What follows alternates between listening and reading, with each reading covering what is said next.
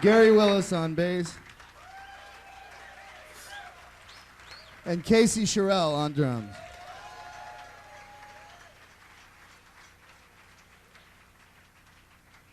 What we can really talk about is music in a theoretical type situation, you know, like chords, scales, you know, improvising.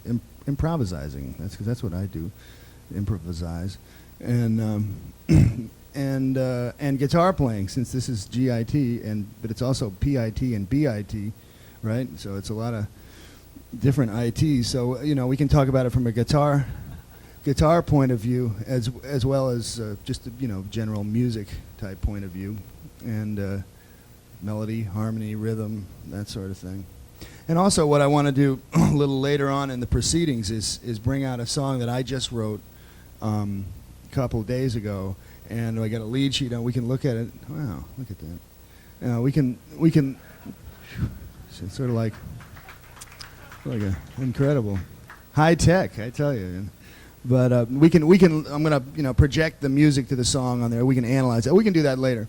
But I'd like to open it up for questions. And please, I mean, we can't go too much. I mean, I can just sort of talk like this for an hour, and I mean, if somebody just asked me one little dumb question, I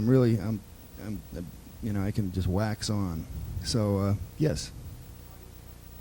How do you practice? Good one. Okay. How do I practice? Okay. So this opens up a whole big can of worms. How does one practice? And I think, first of all, I don't practice like I used to because I don't have time.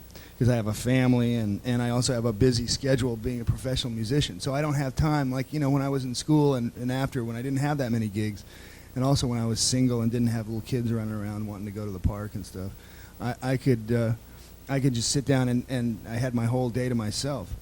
And so then I could really practice. And I think, some guys, it used to be, not so much anymore, but it used to be the sort of thing, say, I don't practice.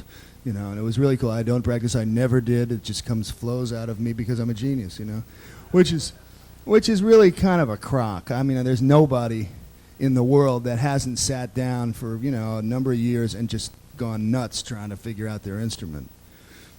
Some people don't need to practice as much as others because they're sort of athletically inclined almost. I mean, like on saxophone, Mike Brecker. I mean, he's also a really great basketball player. You know what I mean? He's just coordinated. He can do things physically, So technical practice maybe for him wouldn't be as important as for somebody else. But one thing I can say about practicing is when you first, when you start to learn your instrument, you have to learn positions and scales and chords that just are physical things to learn on the instrument. And it's, of course, real important just to get into the chops area. But it's really important to stop doing that as soon as possible. To stop running scales, to stop running arpeggios mindlessly. And because that hurts you musically. I mean, if you sit down and play a C major scale real fast over and over again until it's like incredibly fast, and you spend, maybe, months, so then you can go... Well, that's great, but that's just a little tiny part of what you want to play when you go up to blow, And so I think it's real important to start right from the beginning playing music, playing songs, playing improvisations, and that's how I practice now. I'll take a song like a blues. What we just played was a 12-bar blues, and I'll just practice running ideas through that kind of form at all kinds of tempos, and I'll also play like standard tunes, because that's what I really love. I always really liked jazz, and that's what got me. I'll stop. I'll say, okay, here's this chord change, and I want to get this kind of thing, this arpeggio or whatever together, and I'll stop and practice that. But I practice it for a reason, because I have a musical application for it. And then just learning songs on the guitar, you know, sort of with just learning the melodies and learning the chords. But everything with a musical reason, you know. And of course you have to learn positions and scales, but don't spend all your time just running the scales, because that's not going to give you anything other than the scale, and you don't want to play that. I mean, it's real boring to just play a scale, right? I practice licks. I used to practice licks, not so much anymore. I used to like take licks off of records from other people that I liked. I guess I did that. I didn't do that a whole lot. More what I did was I sort of had my own little licks that were sort of bastardizations of other people's licks that I would just try and get together. And then I would immediately start playing a tune. Say, well, oh, here comes this part of the blues. I can get that lick in, you know? And then I would get to the stage where, you know, after you learn a lick or something, then how do you use it? And there's always this thing of like, well, you got this hot lick, and you're playing and you're kind of improvising, and then in the back of mind you're saying, how can I get that lick in there? Shit, okay, maybe I'll try it now. And then you do it, and it either works or it doesn't. So the thing is to try to get the point where that lick or that musical phrase flows out of you just like you were singing. So it's no longer really a lick. You hear it, and it's part of a musical development, and it makes sense. And the reason you play it is because it seemed like the right thing to play next, rather than, here, how am I going to get it in there? And you play, you know, and then you throw it in. That's sort of, but we all go through those phases. But I guess what I practice is music. Also what I practice is trying to get whatever music I need together for whatever band I'm playing in. And that takes a lot of time. Like, I know I have a gig, I have to learn this tune. I listen pretty much, yeah. I probably used to listen more. Now what I listen to is you know, almost music that I'm studying. You know, and I listen for fun. I listen to the radio, or somebody will have a record, and you know, somebody around my house will be playing something. I just sort of listen to it absent-mindedly. And sometimes, you know, you'll put on your favorite record when you have that kind of time where you can just sit down and listen to something for pure enjoyment. I don't have that kind of time anymore, unfortunately. Yeah.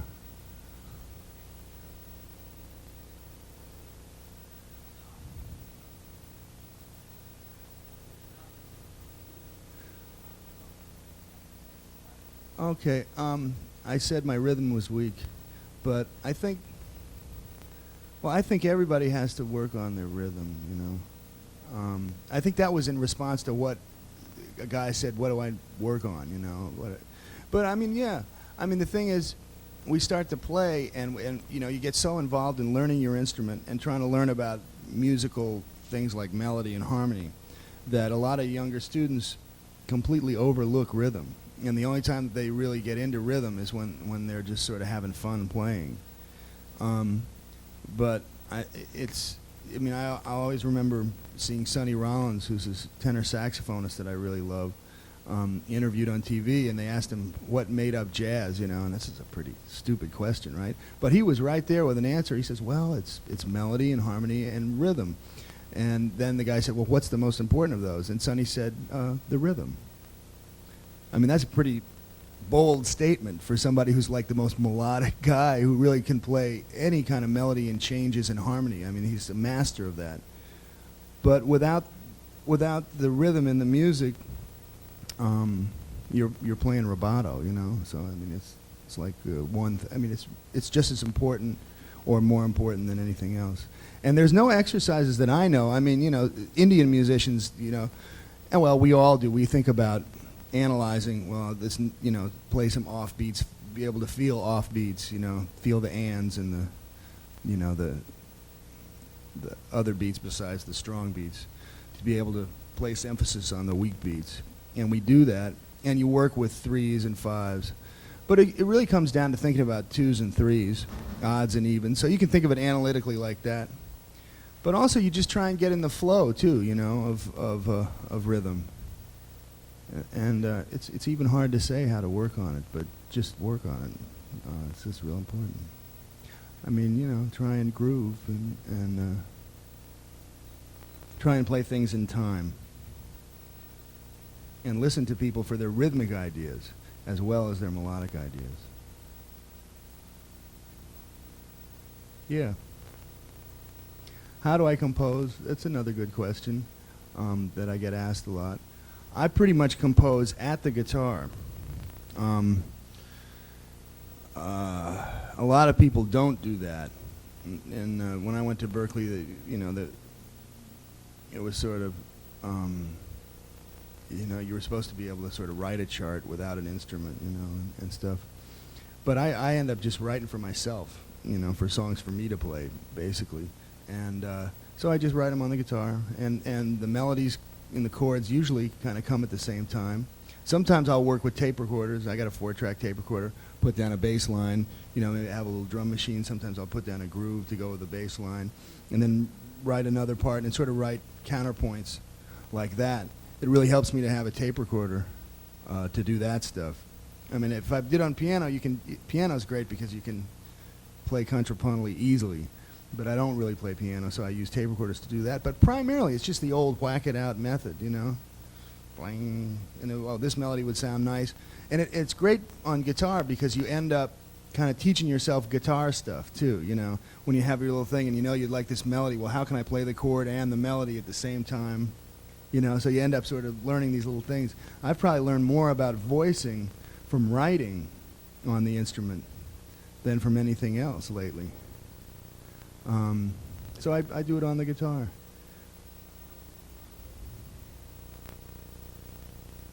That just sort of comes, I hear it, and I'll try different rhythms, but usually I hear that, it's not too analytical.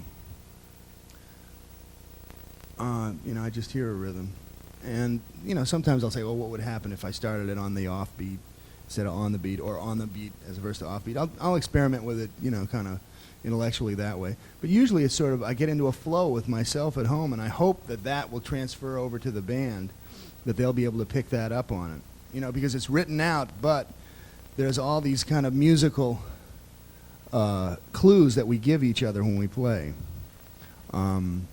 about a feeling of a piece that you can't really write down, and sometimes you can't even talk about it. It's kind of loose, or it's stiff or whatever. Usually you just play it for somebody and then they get the idea.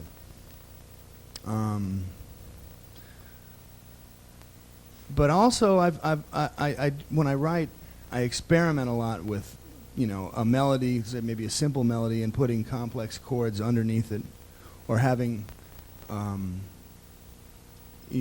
complex kind of melodies over simple chords. So I try different changes for tunes, and I spend hours thinking about form.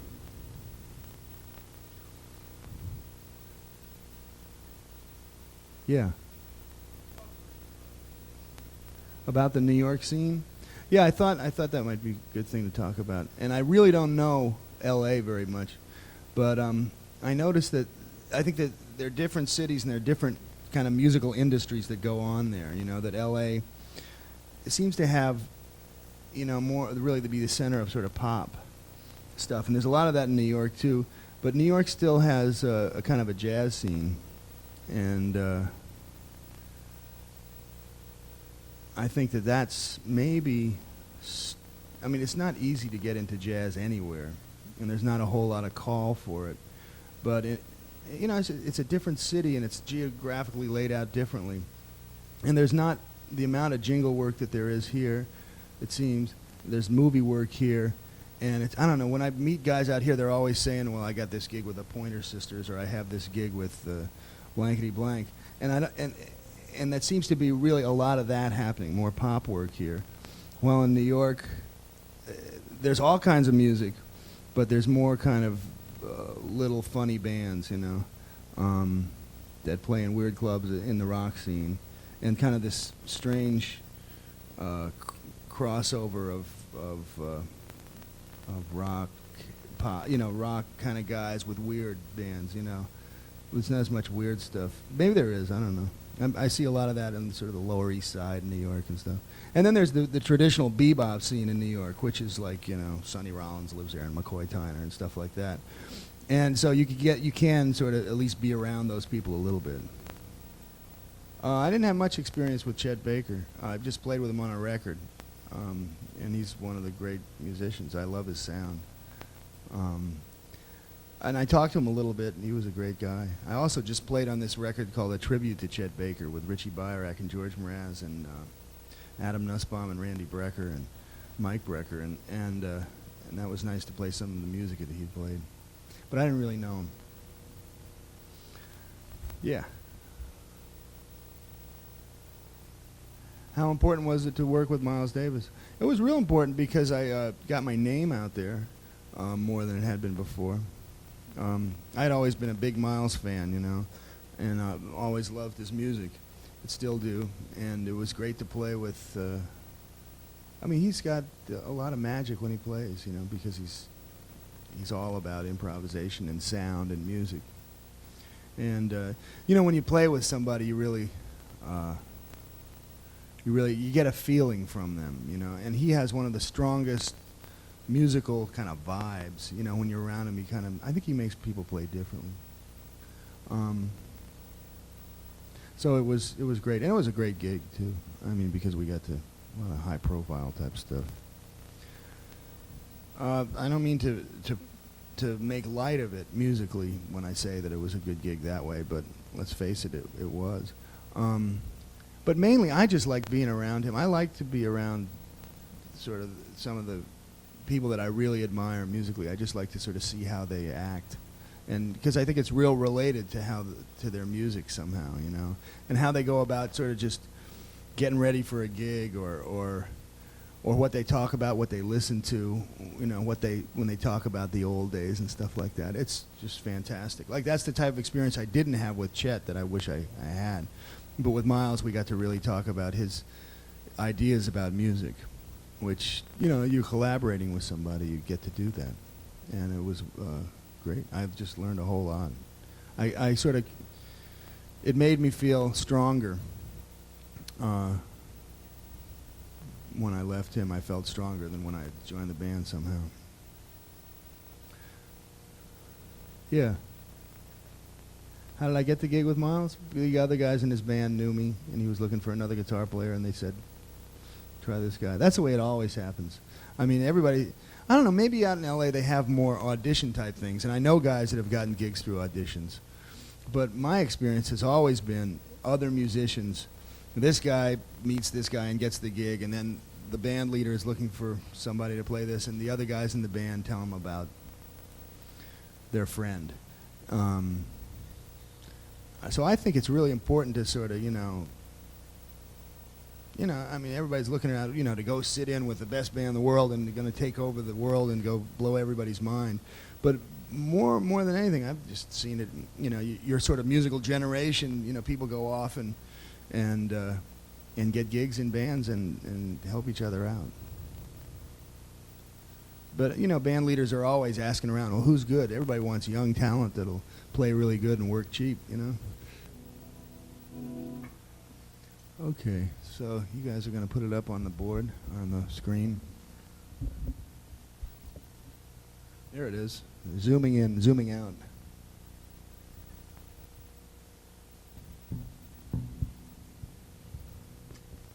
So this is a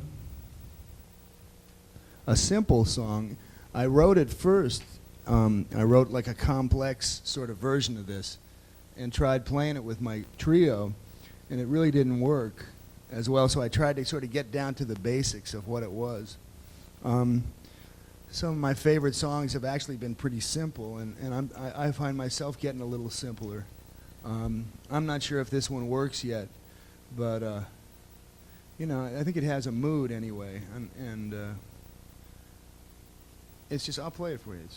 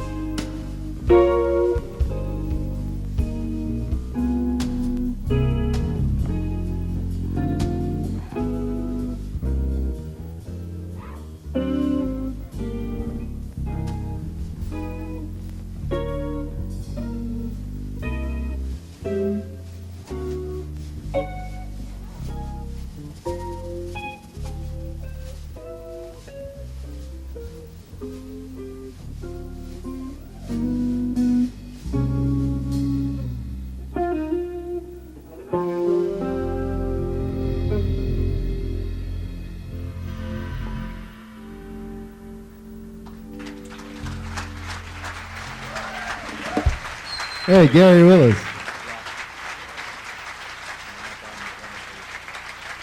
Okay, leave it up. Could you put it back up? Okay. So anyway, that was the kind of almost the first time we played it. And we actually rehearsed it for a second before we played. So it's got a nice kind of form to it for blowing, I think. It's all like diatonic chords. And it only has one kind of weird. I mean, we can talk about this, Gary. I mean, I don't know what's happening. It's weird. I'm not sure what it is, but you know, it goes. The beginning is F sharp minor, C sharp minor, F sharp minor. That's pretty straight ahead, right? And then A major to that, right? To B. So that's all kind of in that one A major type key. Then a B7 sus. Then for some reason, it sounded okay to go to B major, and I'm not even sure why. It sounded like some sort of resolution, but I'm not. I mean, it's not one of the strong ones, is it? I don't know. And then it goes into this other thing in the key of B. B major, F minor, 7 flat 5, B flat 7, E flat minor. That's all pretty traditional. C minor 7 flat 5, B7, B flat sus. Okay? That's all diatonic to some keys. I'm not sure which ones, but you can hear them. You can hear the changes. And then the G minor. Did I write F over A? Yeah, F over A, B flat, C7. That's all diatonic to the key of F major. But then, instead of going to F major, it goes to F sharp minor. And that's the little modulation I like at the end. Somehow, you know, I mean, there's something about writing tunes for improvising that you know, it's a whole different thing. I mean, this 20-bar thing, I don't know, we'll just play some choruses on it. But, you know, when you get to the end, instead of feeling like the end, you actually want to keep playing another chorus because that modulation comes up, you know? Yeah, it's got that little gravity to keep pushing it, which is, I mean, if you check out jazz tunes of over the years, they kind of have to have that thing that makes you want to take another chorus. And anytime anybody writes a tune like that has that kind of forward motion into the, it allows you somehow to improvise on it. But let's try it again.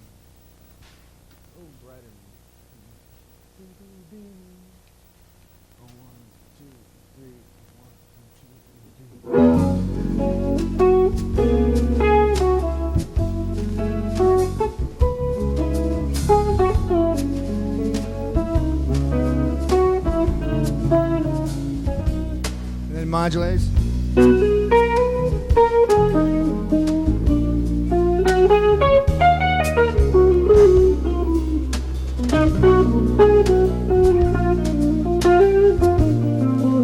Modulate.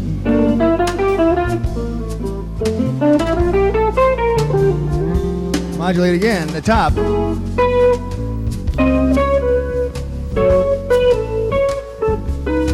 And I can just find those melodies.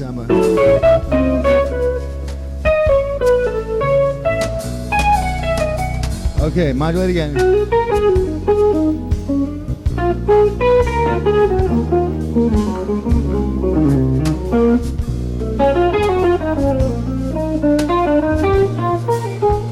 Modulate.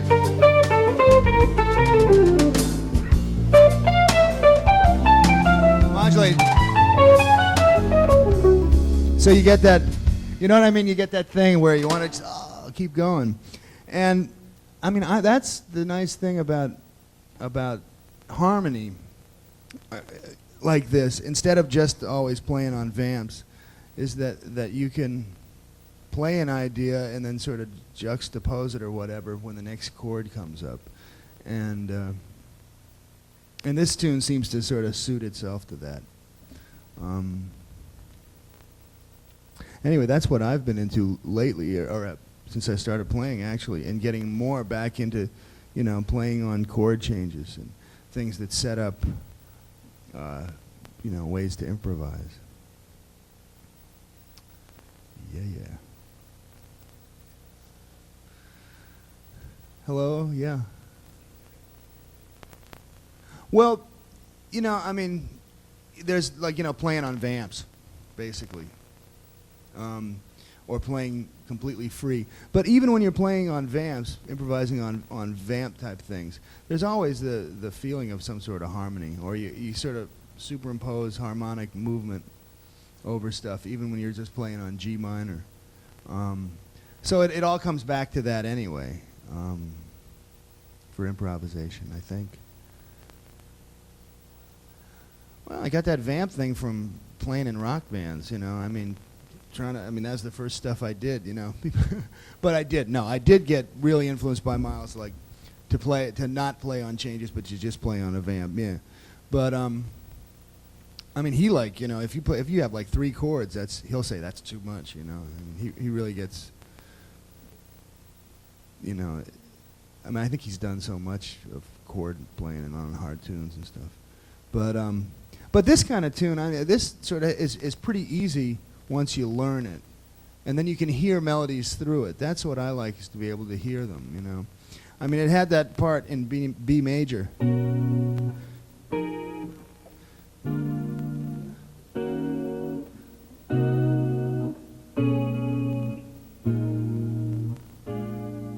And that's so traditional, there's harmonic motion, but you can almost sort of sing through it, And it has that minor 7 flat 5 type thing. Then right to a 2/5,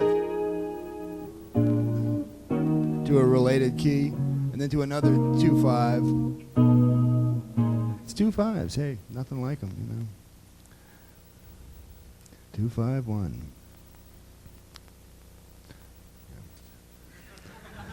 For the press. You're well. She's been waiting for me to take off those ugly glasses. Okay.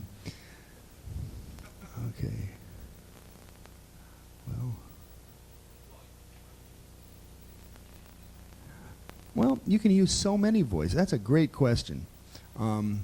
Because I don't just play, and none of us just play just the same voicings. You try and extend it. I can play for the first chord to C sharp minor. Those are minor 7th chords. But I can also play minor major 7. Both minor major 7. Or I was doing something where I was going.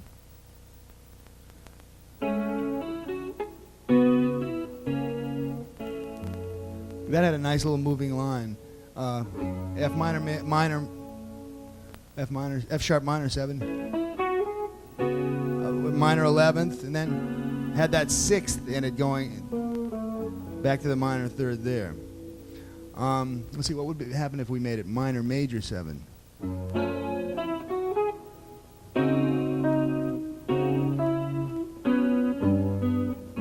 There I went, well, I didn't mean to do that, but I went F sharp minor, C sharp minor to G7 flat 5 as an approach chord to the F sharp minor. Or F sharp minor, C sharp minor, C sharp minor 7th as an approach chord, sharp 9. So nothing like those diatonic harmonies allow you to put in the little passing chords, And then just between these 2 chords, finding common tones. That's the 11th of the F sharp minor, the B natural.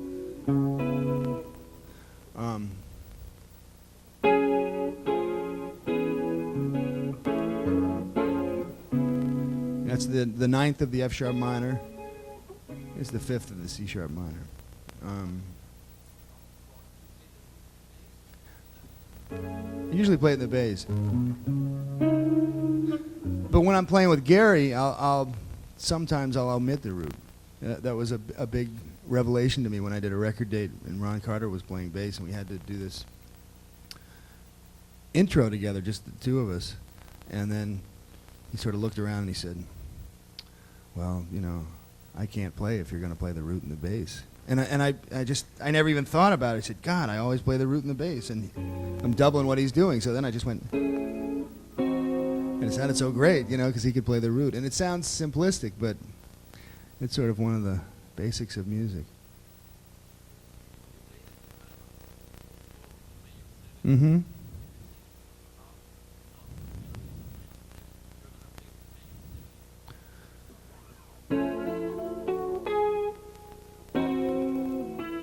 Well, let's see. There is a dominant seventh in the melody. I probably wouldn't play it on the melody.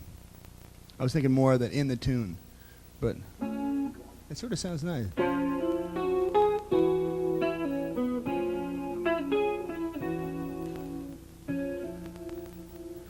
The old Berkeley rule that they taught me, that major seventh interval is okay. It's just that the flat nine is that a flat nine? Yeah, a flat nine is a little more abrasive. But I mean, you can play a chord. That sounds pretty consonant. That's like 1 major 7 minor third flat 7. I don't know what scale you'd play over it, but I think more than anything, I get in trying to get into thinking lines, moving lines as a verse. I mean, I sat down and worked out the minor major 7, the minor 7, flat 6, natural 9, and those voicings. But on a song like this, I'll try to hear moving lines. You know what I mean? I wish I could sit down and do a million variations, but I don't know them yet. So I'm working on it. But you come up with a couple of little ones. Let's just play it again and trade choruses. Because you can see that Gary's, obviously he sat right down and saw what it could do, And that's nice when you learn about harmony. You start to get so you can, like, check out a tune and almost play it the first time, or really play it the first time like you did.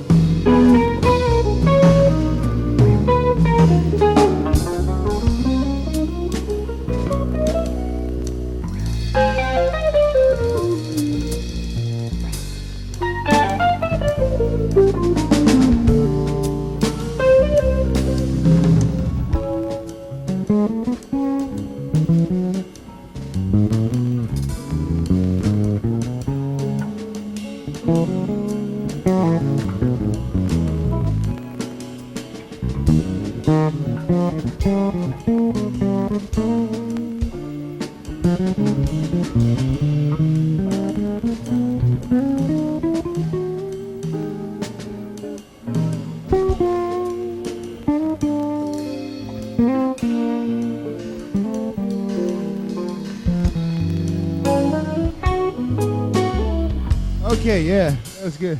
So, you know, thank you.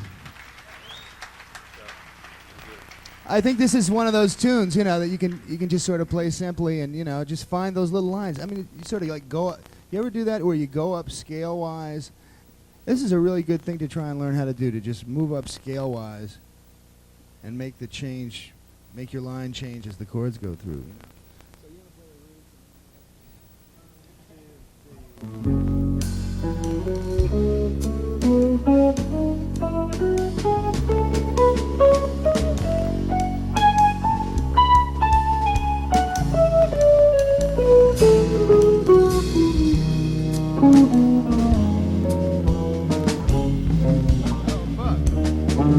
Oh, guys, here, well. Anyway, next question. No. I did that on purpose because I wanted to show you what can happen when you just, you know, when you're drunk and, you know, it's a, no. Let's, okay. Yeah, boy. Right here at GIT. Oh, God. You know, they say it's how you pull out of a mistake. Not that everybody makes mistakes. It's how you get out of it. And, I prefer to stop the band and, you know, quit. Okay. Yeah. I don't even want to try doing that again. Shit. Okay. Yeah. I always hated jazz, and I feel much better when I... much better to play, you know, play some music with some feeling, not all these scales and... Oh, God. Oh, okay. Anyway.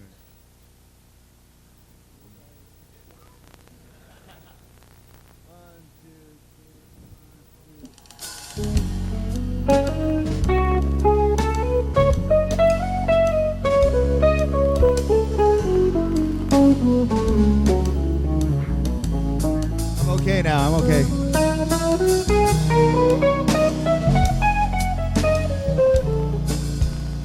What is that? Oh, I see. Okay, wait a minute. I keep doing E flat, 7 flat 5. Right. See, I don't have the chart. That's my excuse. Let's try it again. 1, 2, 3.